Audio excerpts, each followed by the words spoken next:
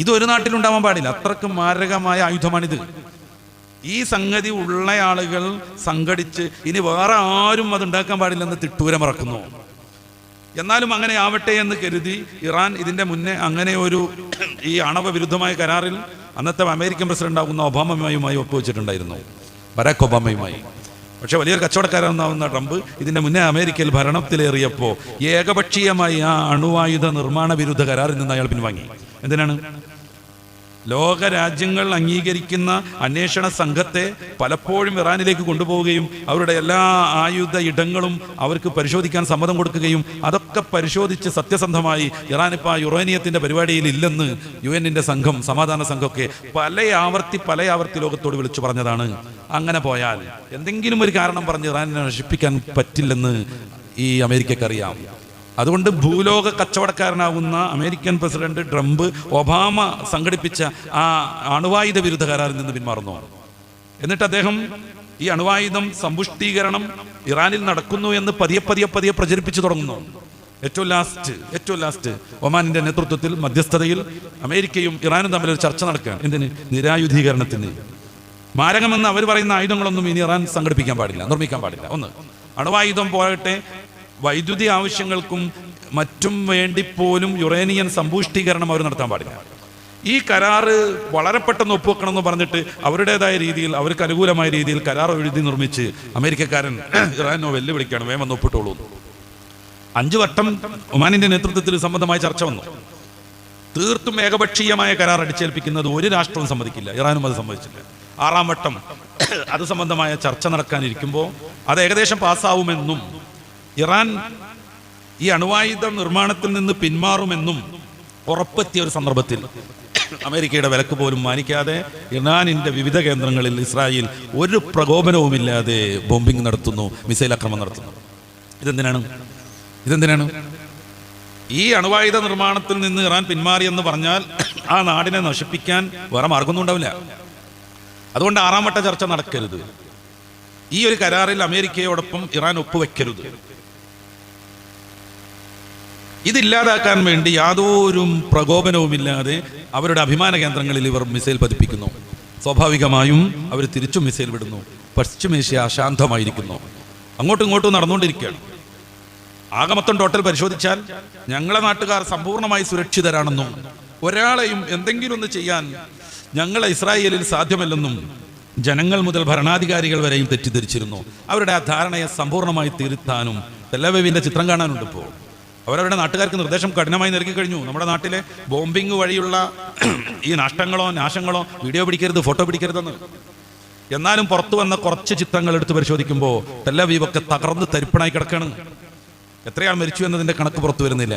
15 മരണം അവർ സമ്മതിക്കുന്നുണ്ട്. 200-ലധികം ആളുകൾ ആശുപത്രിയിലായിട്ടുണ്ട്.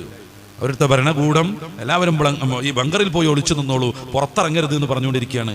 ശ്മശാനമുഖത തളം കെട്ടി നിൽക്കുന്നു ഇസ്രായേലിൽ. ആരും ആരെയും അറിയുന്നില്ല, ആരും പുറത്തിറങ്ങുന്നില്ല. പേടിച്ച് ഓരോ നിമിഷവും അരണ്ട ജീവിതം നയിച്ചുകൊണ്ടിരിക്കുന്നു ഓരോ മനുഷ്യരും, ഭരണാധികാരും മന്ത്രിമാരും. പ്രധാനമന്ത്രി അവിടെ ഇല്ലെന്നാണ് കേൾക്കുന്നത്. അയാൾ ഗ്രീസിന്റെ തലസ്ഥാനമാകുന്ന ഏഥൻസിലേക്ക് രക്ഷപ്പെട്ടു എന്ന്. ഓരോ മനുഷ്യരും ഭയപ്പെട്ട് ജീവിക്കുന്നു, നിന്ദ്യമായി ജീവിക്കുന്നു. ദുരിബത്ത് അലൈഹിമുൽ ദില്ല, ജൂതന്മാർക്ക് മുകളിൽ നിന്ദ്യത എപ്പോഴും ഉണ്ടായിക്കൊണ്ടിരിക്കുമെന്ന ഖുർആനിന്റെ വചനം നമുക്ക് നേർക്കുനേർ കാണാനാകുന്നു. ഓരോ ജൂതനും ഭയന്ന് നിന്ദ്യതയോടുകൂടെ ഏതോ ഒരു മടയിൽ ഇങ്ങനെ ഒളിച്ചു നിന്നുകൊണ്ടിരിക്കുകയാണ്. അവരുടെ ഏറ്റവും വലിയ വരുമാന മാർഗം ആയുധ കച്ചവടമാണ്. അവരുടെ ആയുധങ്ങൾ പലസ്തീനിന് മുകളിൽ ചെരിഞ്ഞു തന്നെയും വലിയ ഒരു ശതമാനം നഷ്ടപ്പെട്ടിരിക്കുന്നു. വിവിധ രീതികളിൽ നിന്ന് അവരെ നാട്ടിലേക്ക് വരുന്ന മിസൈലുകളെയും റോക്കറ്റുകളെയും പ്രതിരോധിക്കാൻ ആൻഡോം പോലെയുള്ള വലിയ ചെലവ് വരുന്ന ഉപകരണങ്ങളെ ഉപയോഗപ്പെടുത്തി സാമ്പത്തികമായി കുത്തുപാളെടുത്തുകൊണ്ടിരിക്കുന്നു. അവരുടെ ഏറ്റവും വലിയ 2ാമത്തെ വരുമാനം കൃഷിയാണ്. ഒരു വർഷത്തിലേറെയായി ജനങ്ങൾ കലപ്പ പിടിച്ചിട്ട് കൃഷി നടന്നിട്ട് വ്യാപകമായ രീതിയിൽ വ്യവസ്ഥാപിതവും വ്യവസായികവുമായ രീതിയിൽ അത് ജോർദാനിലേക്ക് കൊണ്ടുപോയി മേഡ് ഇൻ ജോർദാൻ എന്ന് പറഞ്ഞ അറബി നാടുകളിലേക്ക് കയറ്റിവിട്ടാണ് അവർ ധാരാളമായി പണം സ്വരൂകൂട്ടുന്നത്. അതിൻ്റെ മാർഗം സമ്പൂർണ്ണമായി അടഞ്ഞുപോയിരിക്കുന്നു. നിന്ദ്യതയുടെ മേൽ നിന്ദ്യമായി ശ്മശാന മൂകതയോടുകൂടെ ടെൽ-അവീവും മറ്റു പട്ടണങ്ങളും തകർന്ന് തരിപ്പണായി കിടക്കുന്നു. അവിടെ ചില ഈ തുറമുഖ രാജ്യങ്ങൾ 100% ഇല്ലാതെയായെന്ന് റിപ്പോർട്ട് വരുന്നു. ഗസയിലെ കുഞ്ഞുമക്കൾ അനുഭവിച്ച വേദനയും കരച്ചിലും ഓടലും പട്ടിണിയും എല്ലാ അർത്ഥത്തിലും സുരക്ഷിതരാണെന്ന് തെറ്റിദ്ധരിച്ച ഇസ്രായേലും അവിടെയുള്ള ആളുകളും അനുഭവിച്ചുകൊണ്ടിരിക്കുന്നു. നമുക്കതിൽ ഒരു സന്തോഷമില്ല, അത് പറ കാര്യം. മനുഷ്യർ എവിടെയും പീഡിപ്പിക്കാൻ പാടില്ല. മനുഷ്യരെവിടെയും വിഷമത്തിലേക്ക് പോകാൻ പാടില്ല, പട്ടിണി കിടക്കാൻ പാടില്ല, കുഞ്ഞുമക്കളും സ്ത്രീജനങ്ങളും ഒരർത്ഥത്തിൽ ഉപദ്രവിക്കപ്പെടാൻ പാടില്ല. പക്ഷേ അത് ലോകത്ത് മൊത്തം നടന്ന് വിതരണം ചെയ്യുന്നവർ അതൊന്ന് അനുഭവിക്കുന്നതിൻ്റെ ഒരു സന്തോഷം ലോകത്ത് നിന്ന് നിലനിൽക്കുന്നു. പലസ്തീൻ മക്കൾ തെരുവിലേക്ക് പ്രകടനവുമായി പുറത്തിറങ്ങുന്നു. നമ്മൾ ആലോചിച്ച് നോക്കുക, എന്തെങ്കിലും ന്യായം പറഞ്ഞുണ്ടാക്കുക. അവർ തീരുമാനിക്കണം ഞങ്ങൾ 4-5 രാജ്യങ്ങൾക്ക് മാത്രമേ അണുവായുധം പാടുള്ളൂ എന്ന്. ആരാണ് അതിന് അവർക്ക് അധികാരം നൽകിയത്?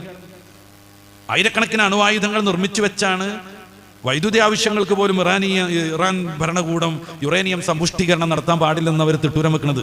ആദ്യമേ തീരുമാനിക്കുകയാണ് ഇറാന്റെ കയ്യിൽ അത്ര മാരകമായ വെപ്പൺസ് വരാൻ പാടില്ല, അവർ മോശപ്പെട്ടവരാണ്. സദ്ദാം ഹുസൈൻ ധീരമായി ഭരിച്ചൊരു രാജാവായിരുന്നു, ഭരണാധികാരിയായിരുന്നു. അദ്ദേഹത്തിന്റെ കാലത്ത് ഇറാഖ് അഭിവൃദ്ധിയിലേക്ക് പോയിരുന്നു. എല്ലാ അർത്ഥത്തിലും അമേരിക്കയുടെ പാട്രിയറ്റിനെയൊക്കെ തകർക്കുന്ന ആയുധങ്ങൾ അദ്ദേഹം വികസിപ്പിച്ചിട്ടുണ്ടായിരുന്നു. ഈ മനുഷ്യൻ എങ്ങനെയാണ് കൊന്നുകളഞ്ഞത്? എത്ര നീതിയോടുകൂടെയാണ് അവർ കൊന്നുകളഞ്ഞതെന്ന് ആലോചിക്കണ്ടേ? നീതിയുടെ ഒരു അംശം പോലും, ഒരു ചെറിയ ശതമാനം പോലും തൊട്ടു തീണ്ടാതെ ഒരു പരമാധികാര രാജ്യത്തെ ഇല്ലാതെയാക്കി. എന്നിട്ട് ക്ലസ്റ്റർ ബോംബുകൾ കാരണം ആ ഇറാഖ് എന്ന നാട് ജീവിതയോഗ്യം പോലും അല്ലാതായി മാറി പലയിടങ്ങളും. ആ മനുഷ്യരെ പിടികൂടി ലോക മുസ്ലിങ്ങളെ മൊത്തം അപമാനിക്കാൻ വേണ്ടി ഒരു വലിയ പെരുന്നാൾ ദിവസത്തിൽ അദ്ദേഹത്തെ തൂക്കിക്കൊന്നു. ഷേളിവാസുവിന്റെ പോസ്റ്റ്മോർട്ടം ടേബിൾ എന്ന പുസ്തകത്തിൽ അവർ പറയുന്നുണ്ട്, പണ്ടൊരു DGP അവരെ വിളിച്ചു അത്രേ. ഒരു കിണറിൽ ആത്മഹത്യ നടന്നു. കിണറിന്റെ ആ കപ്പി കെട്ടുന്ന ബാറിൽ തൂങ്ങി ഒരു സഹോദരി മരണപ്പെട്ടു. പക്ഷേ അവരുടെ ബോഡി കിണറിൽ 2 കഷ്ണമായിട്ട് വീണുപോയി. തല ഒരു വശത്തും അവരുടെ ഈ മറ്റു ഭാഗം മറ്റൊരു വശത്തും. ഇത് കൊലപാതകമാണെന്ന് ബന്ധുക്കൾ ആരോപിച്ചു.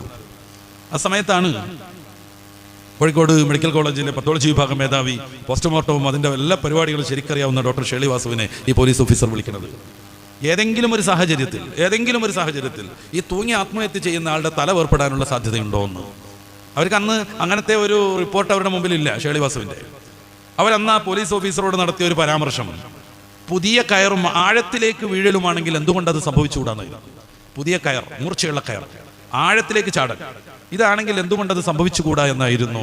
അവിടെ പോസ്റ്റ്മോർട്ടം ടേബിൾ എന്ന പുസ്തകത്തിൽ അവർ എഴുതുന്നുണ്ട്, ഞാനാ പറഞ്ഞ നിഗമനത്തെ സാധൂകരിച്ചു സദ്ദാം ഹുസൈനിന്റെ മരണം എന്ന്. ആണായി നിന്നു അദ്ദേഹം. അമേരിക്ക സംഘടിപ്പിച്ച പാവക്കോടതി അദ്ദേഹത്തെ ചോദ്യം ചെയ്തു. ആ സമയത്തെല്ലാം അമീറു ഇറാഖ്, ഞാനാണ് ഇറാഖിന്റെ അമീർ എന്നയാൾ പറഞ്ഞുകൊണ്ടേയിരുന്നു.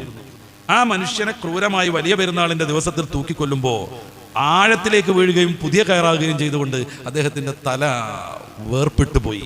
അത് ഷേളിവാസു വിശദീകരിക്കുന്നുണ്ട്. ഞാൻ അന്നാ പറഞ്ഞ നിഗമനത്തെ സാധൂകരിച്ചു ഇത് എന്നും പറഞ്ഞിട്ട്. എല്ലാം കഴിഞ്ഞ് ആ നാട് പൂർണ്ണമായും ഇല്ലാതെയായി. 10 ലക്ഷത്തിലധികം മനുഷ്യർ കൊല ചെയ്യപ്പെട്ടു.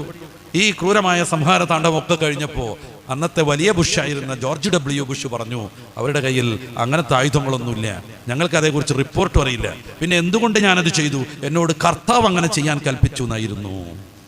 ഈ ക്രൂരതയുടെ പേരാണ് അമേരിക്കൻ. കർത്താവ് അങ്ങനെ ചെയ്യാൻ കൽപ്പിച്ചു. ലോകത്തിന് ഭീഷണിയാകുന്ന ഏതൊക്കെയോ ആയുധം ചില രാജ്യങ്ങളുടെ കയ്യിലുണ്ടെന്ന് അങ്ങോട്ട് പറയാം. ആ ഒരൊറ്റ കാരണം മുന്നിൽ വെച്ച് ആ നാട് കുട്ടിച്ചോറാക്കുക. അന്ന് ബ്രിട്ടന്റെ പ്രധാനമന്ത്രി പറഞ്ഞു, അമേരിക്ക പറഞ്ഞത് വിശ്വസിച്ചാണ് ഞങ്ങളൊപ്പം കൂടിയത് എന്ന്. ഒരു അന്വേഷണം ഒന്നും നടത്തണ്ടേ? അവർക്കൊന്നും ഇത് സംബന്ധമായി യാതൊരുവിധ അന്വേഷണം നടത്താനുള്ള സംവിധാനങ്ങളുമില്ലേ? സദ്ദാം എത്ര പ്രാവശ്യം വിളിച്ചു പറഞ്ഞു, നിങ്ങളാ പറയുന്ന മാരകമായ ആയുധം എൻ്റെ കയ്യിലില്ല, എൻ്റെ ആയുധപ്പര തുറന്നു തരാം, നിങ്ങൾക്ക് പരിശോധിക്കാമെന്ന്. നീ പറഞ്ഞാൽ പറ്റൂല, നീ തുറന്നെന്ന് ഞങ്ങൾ പരിശോധിച്ചാലും പറ്റൂല, ഞങ്ങളത് തച്ച് തകർക്കുമെന്ന ക്രൂരമായ തീരുമാനം എടുക്കായിരുന്നു അന്ന് ലോക പോലീസുമാരാകുന്ന രാജ്യങ്ങളൊക്കെ ചെയ്തത്.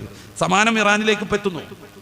നിങ്ങൾ ആണവ സമ്പുഷ്ടീകരണം നടത്താൻ പാടില്ല, എന്നാൽ ഞങ്ങൾ കരാറിൽ ഒപ്പിടാന്ന് പറയുമ്പോൾ കരാറിൽ ഒപ്പിടാനുള്ള സാവകാശം ഒന്നും തരൂല, അതിൻ്റെ മുന്നേ ഞങ്ങൾ അടിച്ചിരിക്കുന്നു പറയാം. അഹങ്കാരത്തിൻ്റെയും നകളിപ്പിൻ്റെയും മൂർധന്യതയിൽ നിന്ന് ഇസ്രായേൽ. നമ്മുടെ നാട്ടിലൊക്കെ ഒരു കഥയറിയാതെ ചില ക്രൈസ്തവ സഹോദരന്മാരൊക്കെ ഇസ്രായേലിനെ അങ്ങനെ പ്രോത്സാഹിപ്പിച്ചുകൊണ്ടിരിക്കുക. നിങ്ങൾ ഇസ്രായേലിന് വേണ്ടി പ്രാർത്ഥിച്ചുകൊണ്ടിരിക്കണം എന്ന് മെസ്സേജ് വന്നുകൊണ്ടിരിക്കുക. യഹോവയുടെ കരങ്ങളെപ്പറ്റി ബൈബിളിലൊക്കെ ഉള്ള കുറേ സംഗതികൾ പറഞ്ഞുകൊണ്ടിരിക്കുക.